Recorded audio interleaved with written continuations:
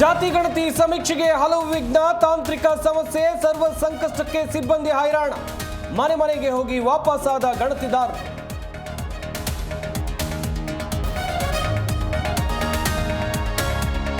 ಹೈಕೋರ್ಟ್ನಲ್ಲೂ ನಡೆದ ಜಾತಿ ಗಣತಿ ಸಮರ, ಎರಡು ಕಡೆ ವಕೀಲರ ವಾದ ಪ್ರತಿವಾದ ಅಂತ್ಯ. ನಾಳೆ ನಿರ್ಧಾರ ಆಗಲಿದೆ ಸಮೀಕ್ಷೆ ಭವಿಷ್ಯ.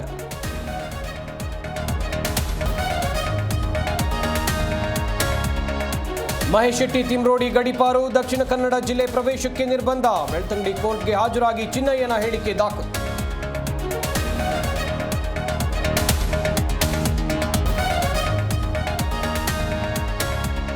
ಲವ್ ಜಿಹಾದ್ ಆರೋಪಕ್ಕೆ ತೆರೆ, ಮುಕ್ಲೆಪ್ಪನ ಜೊತೆ ಪ್ರೀತಿಸಿ ಮದುವೆ ಎಂದ ಗಾಯತ್ರಿ. ಸಾಂತ್ವನ ಕೇಂದ್ರದ ಮುಂದೆ ಹೆತ್ತವರ ಕಣ್ಣೀರು.